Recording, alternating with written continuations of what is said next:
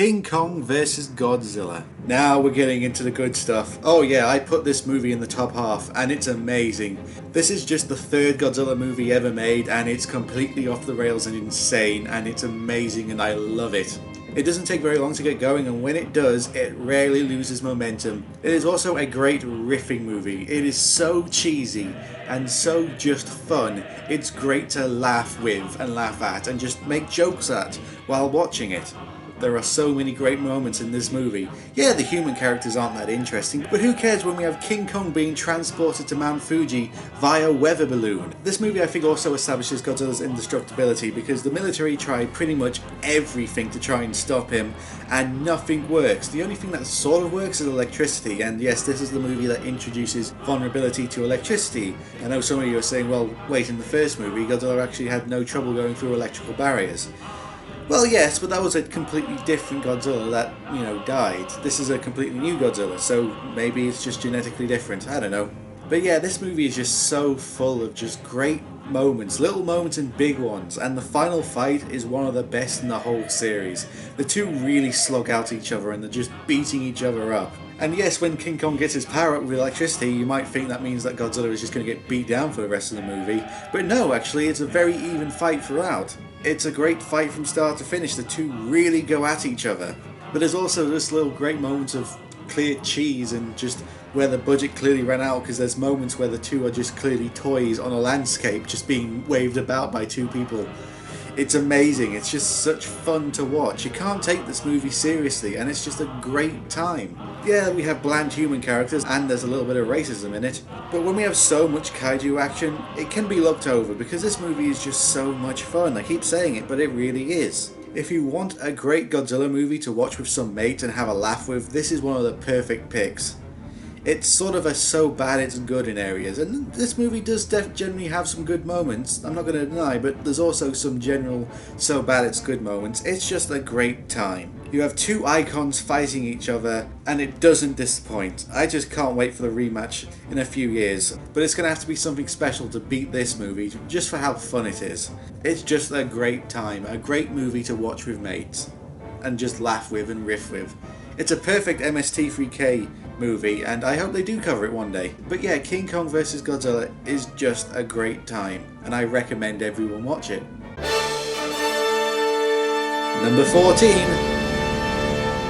The Return of Godzilla. You can say this is one of the most important films in the Godzilla franchise because this is sort of the baseline for every single Godzilla movie after it. It takes Godzilla back to his nuclear roots and makes him not really a bad guy but a force of nature that the humans have to deal with, which is sort of how Godzilla becomes from every movie from here on out. This is also the first Godzilla movie where the military start their trend of building some really high-tech super weapon to try and defeat Godzilla, and this one's the first version of the Super X, and it looks really goofy. It kind of looks a bit like a dumpling, a big marshmallow dumpling.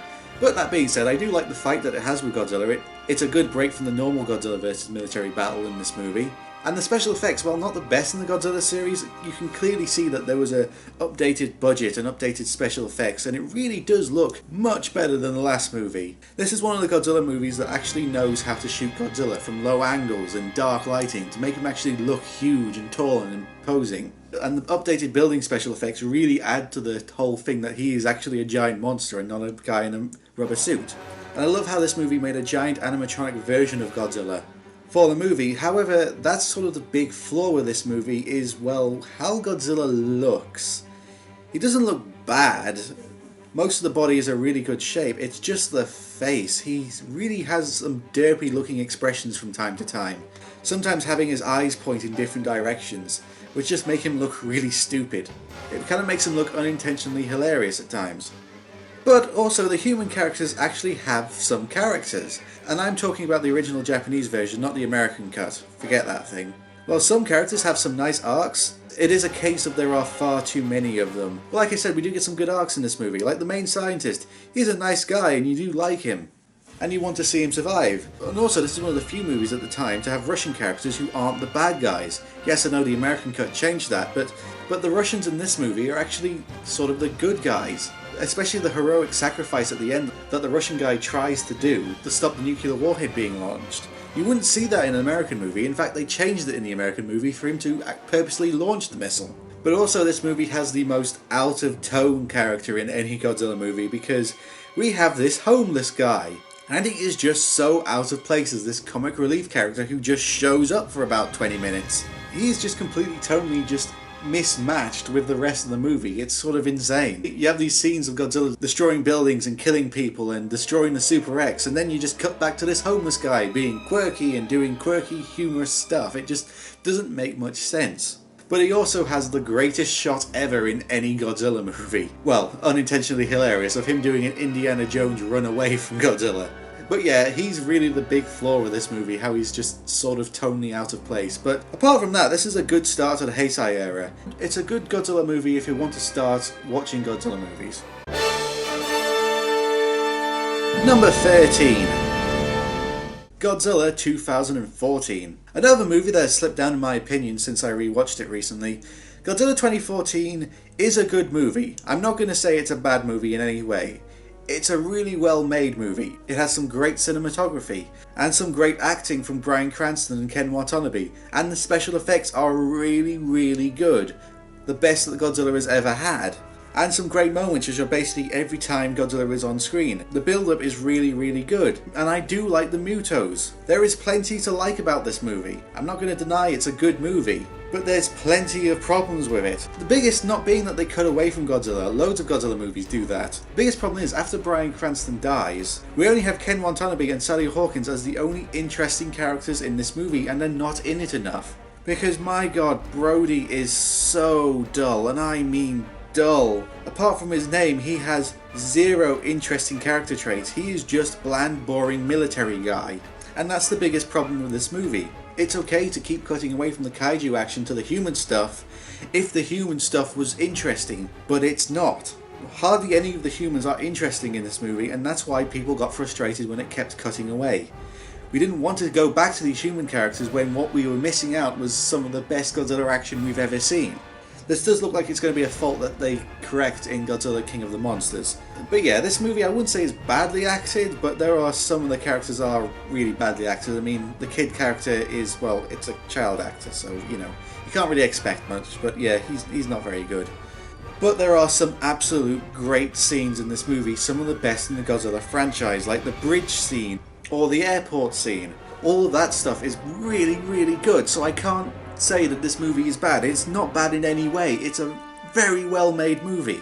The biggest problem with it is the characters, but everything else is so good. The cinematography is just so good. There's no shaky cam, so you can see everything that's going on in its full glory. The soundtrack is really good. And yes, I know they're not using the Godzilla theme, but hey, they're going to fix that mistake in King of the Monsters. So this movie is, well, it's not necessarily a brilliant movie, it's a good movie. I definitely do like it. There's a lot to like in this movie. It's just one really big flaw with it that stops it being in the top 10, and that's the characters.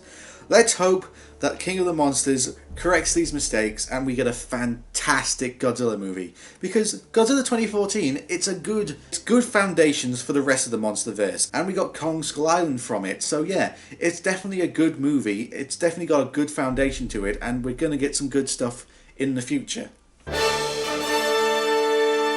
Number 12. Godzilla vs. Biollante.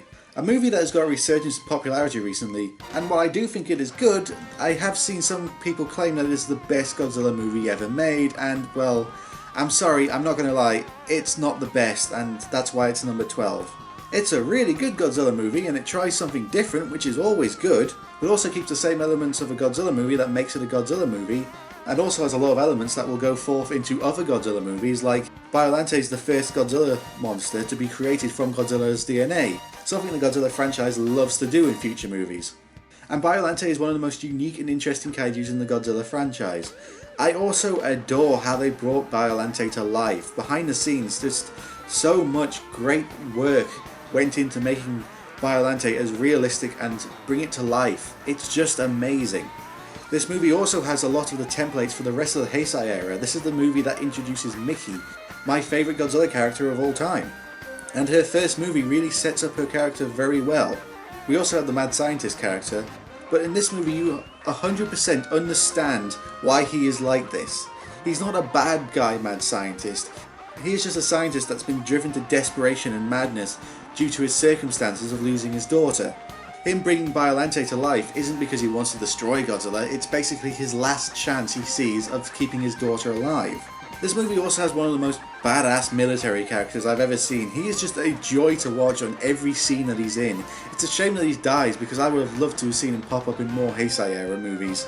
And oh yeah, this movie has Biowar in the soundtrack, which is one of the best pieces of Godzilla movies despite the fact that it's so out of place. It is basically funky disco Godzilla theme, and it's just a great listen.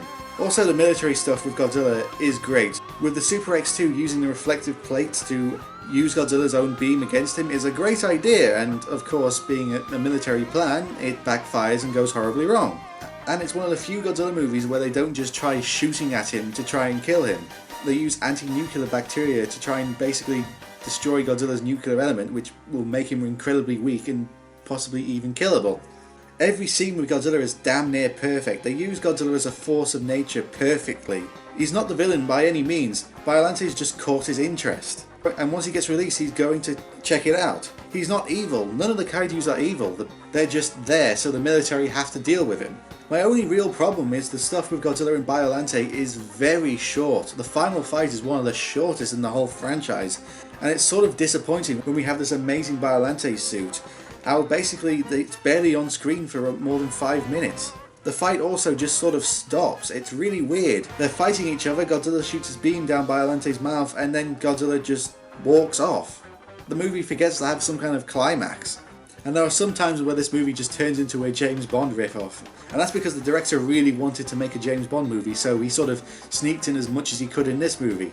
But yeah, this movie is good, and I'm glad that it got a resurgence in popularity in recent years. Its popularity is there for a reason. I do think it's a good Godzilla movie. I just don't think it's worthy of the top 10. Number 11. Godzilla vs. Mechagodzilla. Okay, while making this list and ranking all these movies, I basically couldn't really separate the last 3 Godzilla movies on this list. So while they are numbered from 11 to 9, really on different days I could put them on any different number because they are just all so good, it's hard to separate them all. So yeah, while this movie is number 11 and just outside the top 10, that doesn't mean I don't think it's an awesome movie. I do think it should be in the top 10, but the other 3 Mechagodzilla movies I think are just slightly better than it. This movie is awesome. It's a great celebration of Godzilla's anniversary. It doesn't have that cheap feel to it like the later Showa movies had. And I love Mechagodzilla's design. And also I like King Caesar, as he is probably one of the most overly hyped kaijus of all time. He spends the whole movie being hyped up as this amazing defender of Japan. And then he gets his ass kicked as soon as he gets on screen. Also, I feel sorry for Anguirus getting his ass kicked as well, and he doesn't really get any sort of revenge like King Caesar does. He just gets his ass kicked and then disappears for the rest of the movie. But yeah, the action in this movie is just so good. It doesn't take very long to get going at all. The fake Godzilla of the movie shows up quite soon on, and then it's just, once this fake Godzilla shows up, this movie just is a joyride from start to finish. The only real thing I don't get is, why was Mechagodzilla dressed up as Godzilla? Like, I don't get the aliens' reasoning behind it. Were they trying to destroy Godzilla's credibility, make him a villain again? I really don't get it. It just doesn't make that much sense. It also makes Mechagodzilla less effective in combat because he can't use his full arsenal of weaponry. So it doesn't really make that much sense why they would do that.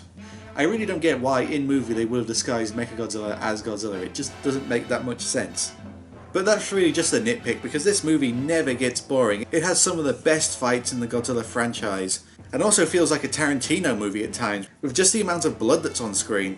And also the way that Godzilla defeats Mechagodzilla feels like something out of Dragon Ball Z, where he basically just pulls something out of his ass to defeat Mechagodzilla. That whole magnet power just comes the hell out of nowhere. Has no real build-up to it, it just sort of happens, but it also makes Godzilla look like a Jedi, making him even more awesome than he was. But yeah, it's Godzilla. Why do you need an explanation for why he can do this? He just can, because he's Godzilla. The one thing I think that's holding this movie back are the human characters. Some of them are interesting, but it's just sort of a case of, again, there are far too many characters that none of them really stand out. Most of them are just sort of there are just too many of them. Also, that whole 4-minute song to wake up King Caesar really did feel like filler, and they would just put it in there because they needed to make the runtime. It sort of felt like a Gamera movie where they just had the random song for some reason. But on the movie soundtrack, this movie has a great soundtrack. It's just so high energy and just full of great tracks.